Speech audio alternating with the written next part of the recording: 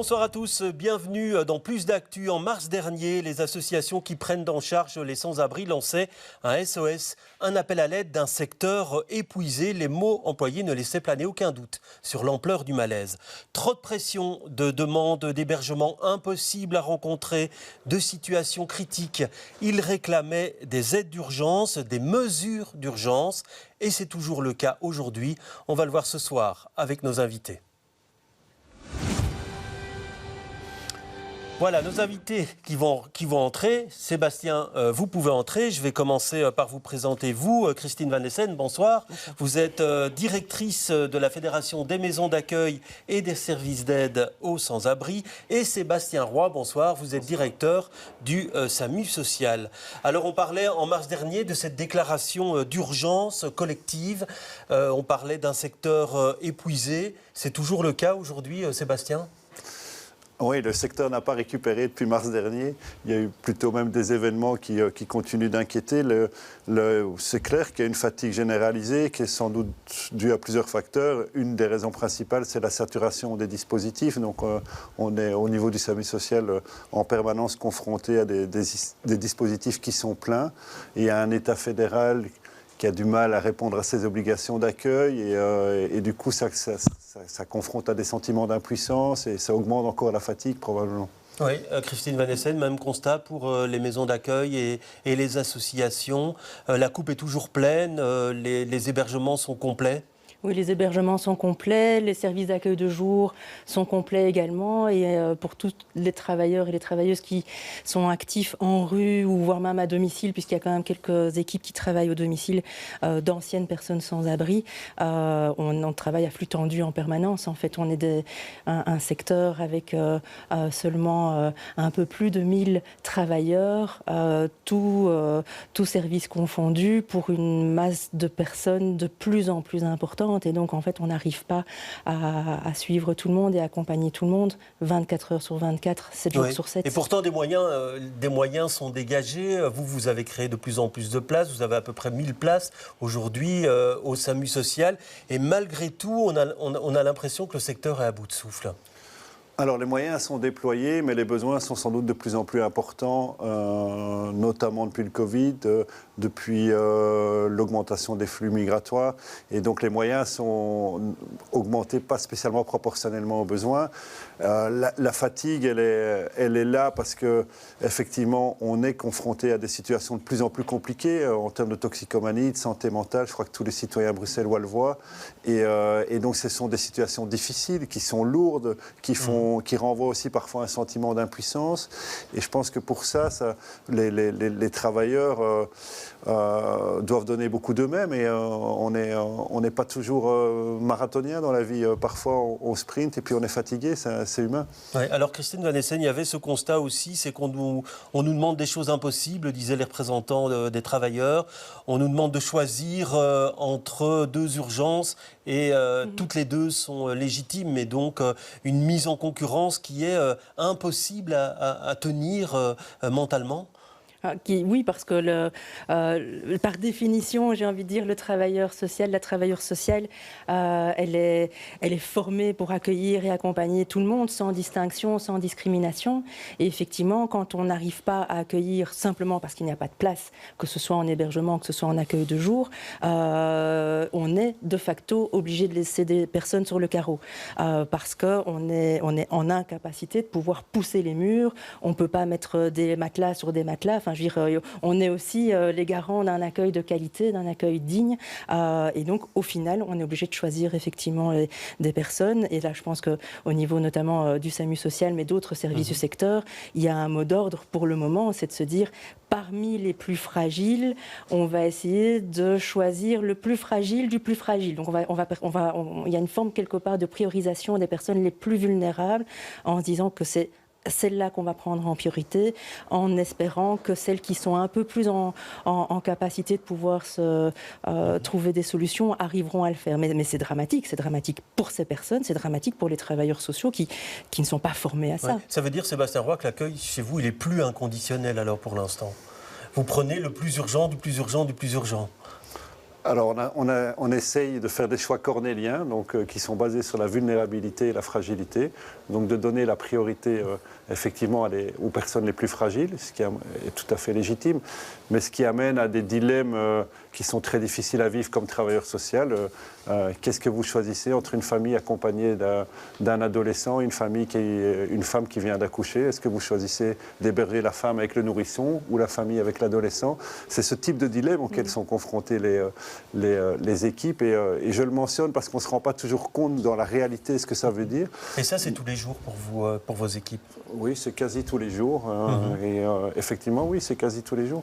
Et il y a un autre risque, je pense, qui est plutôt pour l'avenir même, c'est la culpabilisation et la criminalisation du travail social, à savoir qu'on l'a vu dans l'aide humanitaire, et un des risques, si on continue à s'orienter vers des politiques très restrictives, c'est que les travailleurs sociaux se voient accusés d'accompagner des gens qui, en fait, ne devraient plus être accompagnés. On le voit en France maintenant, où les personnes sans papier ne sont plus acceptées dans certains dispositifs d'urgence.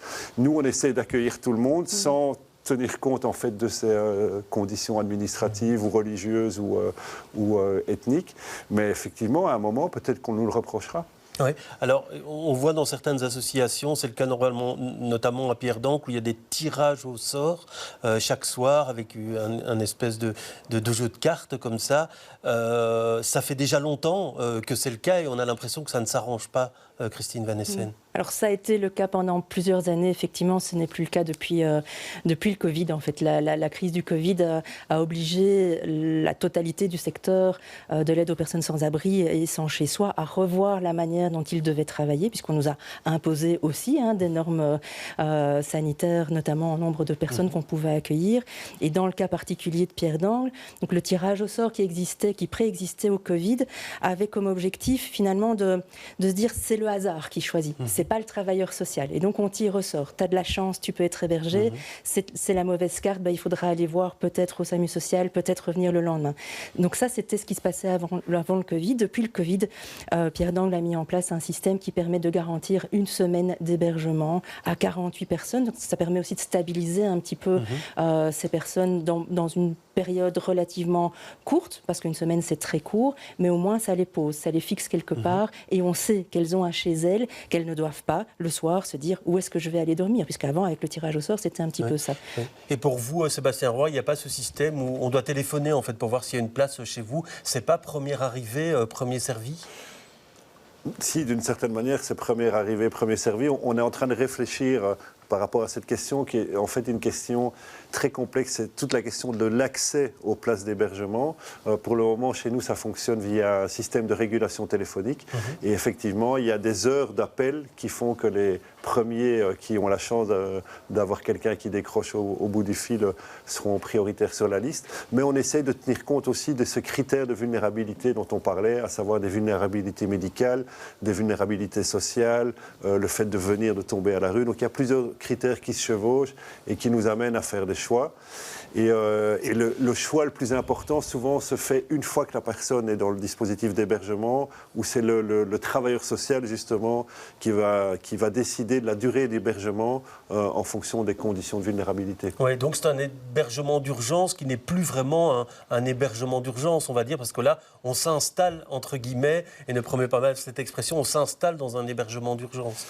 Alors, c'est une très bonne question. Ça pose la question de la durée et de la mission de l'hébergement d'urgence.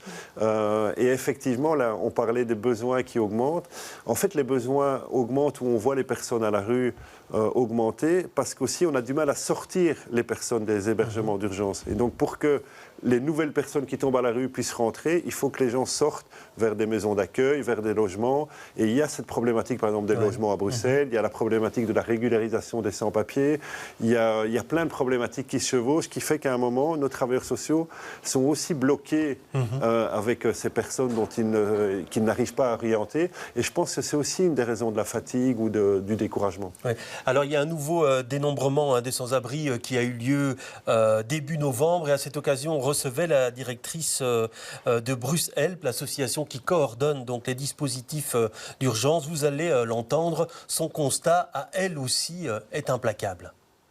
Le gouvernement bruxellois doit prendre la mesure de la situation en région Bruxelles-Capitale, qui est, à notre sens et dans notre lecture, assez catastrophique. Et nous craignons les chiffres qui vont apparaître ce soir lors du dénombrement.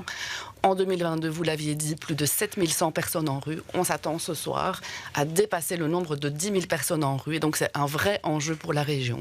C'est que nous sommes toujours en crise économique, en crise migratoire, qui n'est finalement plus tant une crise que ça, tant elle se normalise. Et donc, nous craignons vraiment que les profilages des personnes soient relativement identiques, mais avec un nombre beaucoup plus important qu'en 2022. Nous craignons fortement de dépasser ce triste record pour la région Bruxelles-Capitale. Effectivement, 1000 à peut-être 1500 mineurs d'âge se trouveraient, ça reste du conditionnel, parmi ce nombre de personnes en rue. Oui, alors Christine Van Essen, on est loin de la sortie de crise. Et les crises, malheureusement, comme le disait Laetitia Delande, ne font que se succéder les unes aux autres. Et c'est bien ça, toute la problématique. Pour utiliser une image, tant qu'on ne coupe pas le robinet de la précarité, de la migration non gérée, parce que la migration, elle existe, elle existera toujours. Le problème, c'est qu'elle n'est pas gérée en Belgique comme elle devrait l'être.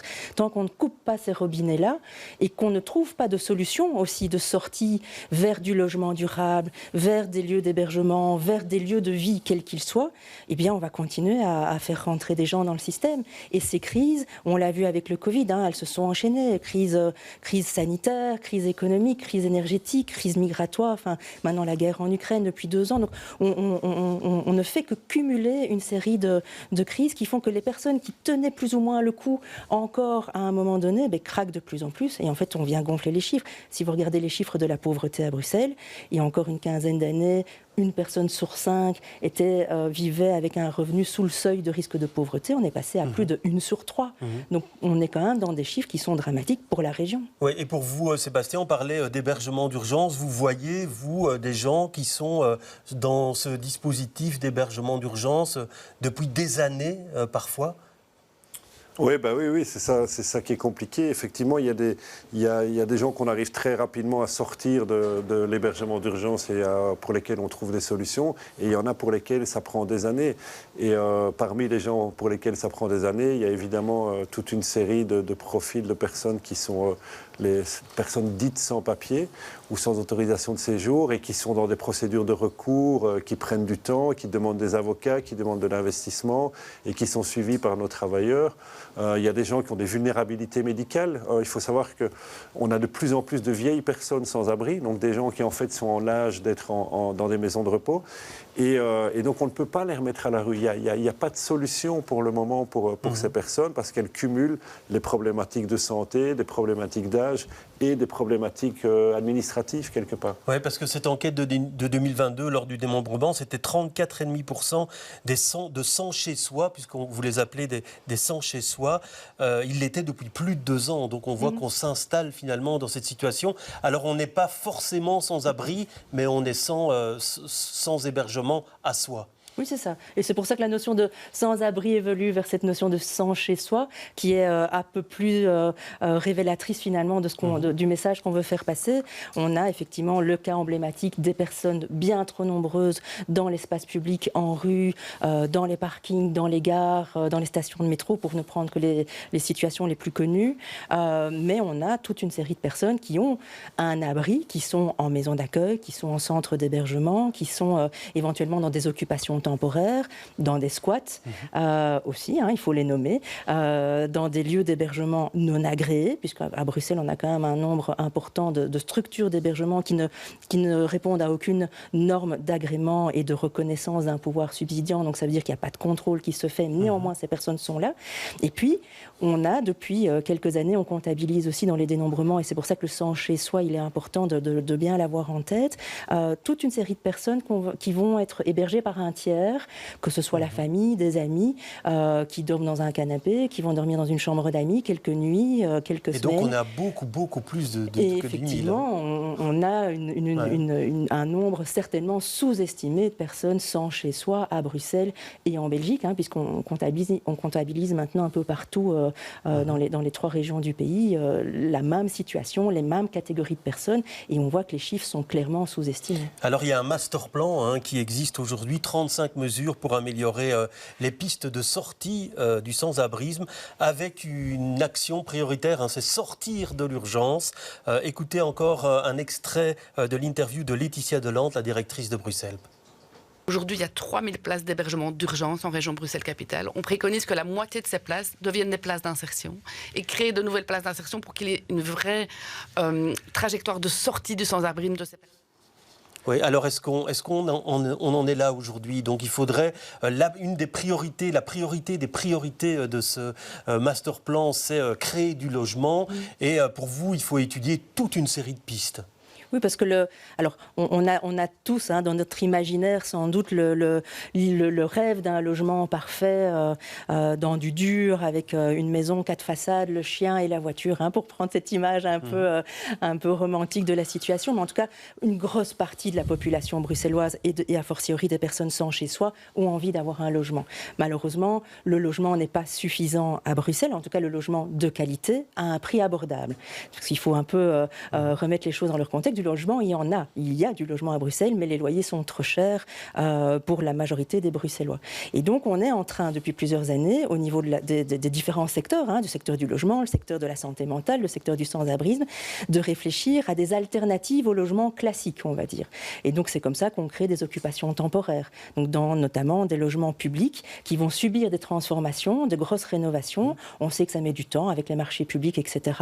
Et donc, pendant 1 an, 2 ans, 3 ans, on peut occuper ce logement-là, selon certaines conventions, et au moins on sort les gens des centres d'hébergement, de la rue pendant 2-3 ans, le temps éventuellement de trouver une solution plus pérenne. Donc on trouve des solutions, mais c'est quand même pas l'idéal puisque ça reste du temporaire. Mais juste une question, Sébastien Roy, là on parlait de convertir une partie des places d'urgence en places plus pérennes. Est-ce qu'on peut se passer aujourd'hui de ces 3000 places d'urgence ?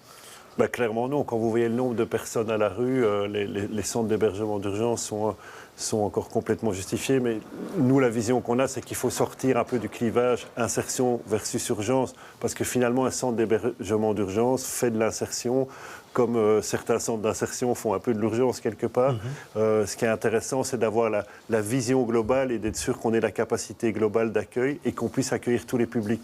Aujourd'hui, ce qui est vraiment problématique, c'est que certains publics ne sont accueillis que dans les centres d'hébergement d'urgence parce que, pour des raisons administratives, de revenus, par exemple, ils ne peuvent pas aller en maison d'accueil ou ils ne peuvent pas aller à l'hôpital parce que les critères pour être hospitalisés sont trop importants. Ils ne peuvent pas aller en maison de repos parce qu'il faut payer une maison de repos, parce qu'ils n'ont pas de revenus.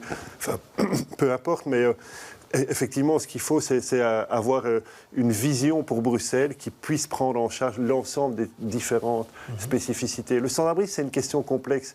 Il faut essayer de ne pas trop simplifier. On ne trouve pas de recettes miracles sur des questions complexes. Oui, mais là, on a l'impression qu'on est, comme le disait Sébastien, c'est pas possible aujourd'hui de sortir de l'urgence, de supprimer certaines places pour les transformer en des places d'insertion, comme on les appelle. Ce sont des choix politiques, osons le dire. En fait, la notion d'urgence, alors de nouveau, elle a évolué dans le temps. À l'origine, on accueillait, quand on avait de la place, on accueillait tout le monde. Et dans certains services d'hébergement d'urgence, comme le SAMU à l'origine, comme Pierre d'Angle avec son tirage au sort, on accueillait des personnes qui ne devaient pas payer de frais d'hébergement. Et donc, finalement, on accueillait tout le monde. À partir du moment où les places sont devenues de plus en plus rares, on a commencé à devoir choisir. Ça, c'est une première chose. La deuxième notion liée, du coup, à cet accueil en urgence, elle est liée à la manière dont le pouvoir subsidiant va subventionner un service. Le SAMU social, je suis désolée de prendre ton exemple, Sébastien, mais n'est pas subventionné de la même manière qu'une maison d'accueil le sera. Le cadre du personnel n'est pas le même, les frais de fonctionnement ne sont pas les mêmes. Forcément, dans un cas, l'hébergement est gratuit, donc il faut prendre en charge la totalité du coût de ce lieu d'hébergement. Dans d'autres cas, en maison d'accueil, par exemple, les frais d'hébergement sont payants. Les personnes qui sont hébergées en maison d'accueil contribuent à leur hébergement par une participation financière, donc il y a un peu moins de subventions. Donc le tout dans le tout, on est dans des modèles qui sont différents, mais aussi parce que le pouvoir législateur a estimé qu'il fallait différents modèles sur le territoire bruxellois. Et donc effectivement, on coexiste à Bruxelles une série d'opérateurs qui, certains vont être très ouverts, très bas seuil d'accès, comme on dit, que ce soit en urgence ou que ce soit en insertion en maison d'accueil. Et d'autres vont être plus restrictifs, vont choisir un public. Je vais prendre l'exemple des victimes de violences conjugales et intrafamiliales. Elles font partie du public de notre secteur. On a des services spécialisés pour ces victimes. Et pourtant, elles sont là, elles sont présentes et on a un accueil spécialisé. Alors je disais, ce master plan, 35 mesures pour vous. Sur quoi faut-il agir en priorité s'il fallait dégager certaines pistes ? Il y a beaucoup de pistes sur lesquelles agir en priorité. Alors nous, clairement, et Christine le dit à demi-mot, il faut agir sur les gaps, les trous dans la raquette quelque part. Donc quels sont aujourd'hui les gens qui ne sont pas accueillis ou qui n'ont comme seule solution que le SAMU social ou un hébergement d'urgence? La plupart des gens sont quand même des gens qui ont des problématiques de documents, en migration. On a aussi un des discours qu'on essaie de défendre, c'est qu'on manque de places médicalisées. À savoir que, vous savez, il y a eu toute une réforme du secteur de la santé. La durée de séjour en milieu hospitalier est de plus en plus réduite. Et donc, nous, on a un centre médicalisé qui accueille de plus en plus les gens qui sont mis dehors par les hôpitaux pour des raisons ils sont obligés quelque part pour des raisons budgétaires, mais qui ne peuvent pas retomber à la rue parce qu'ils ont des problèmes de santé. Et donc, il faut les mettre dans des centres d'hébergement qui leur permettent de les réorienter. Il n'en existe qu'un en Belgique, c'est celui du SAMU social. Et donc, on plaide pour augmenter les places médicalisées. Troisième trou, à mon avis, dans la raquette, et Christine l'a aussi brièvement mentionné, c'est les femmes victimes de violences. On a énormément de femmes victimes de violences intrafamiliales et conjugales. La plupart ne sont pas en ordre de papier, et donc elles n'ont pas les moyens de payer une maison d'accueil. Et donc il faut un système spécifique pour bien prendre en charge ces dames et leurs enfants. Oui, alors on voit les trous dans la raquette, comme dit Sébastien, il y en a quelques-uns, vous en citerez sans doute d'autres, mais quand on voit le secteur aujourd'hui, quand on voit l'augmentation du nombre de sans-abri ou de sans-chez-soi à laquelle on s'attend, il y a peu de raisons d'espérer, en fait, Christine Van Essen. Là, vous me prenez au piège parce que je suis une éternelle optimiste. Donc moi, j'y crois. Donc vous n'êtes pas pessimiste pour l'avenir ?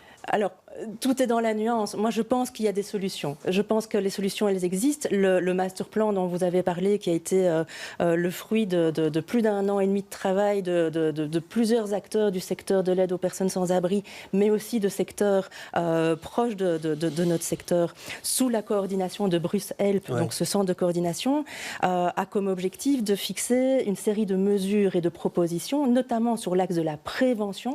Prévenir la question du sans-abrisme, c'est fondamental. C'est le robinet dont je parlais tout à l'heure.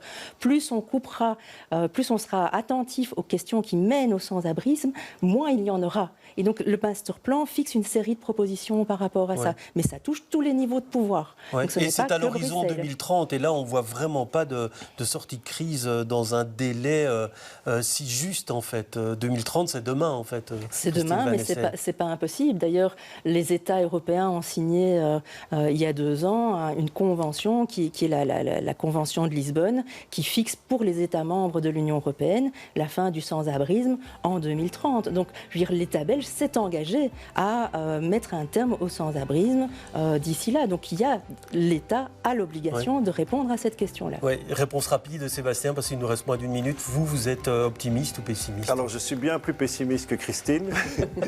et je pense qu'effectivement, par exemple, la déclaration de Lisbonne où l'Europe prétend mettre fin au sans-abrisme, j'ai du mal à y croire parce que, de nouveau, tant qu'on ne liera pas la question de la migration à celle du sans-abrisme, il restera des personnes sans-abri. Donc, c'est impossible de mettre fin au sans-abrisme sans traiter la question migratoire.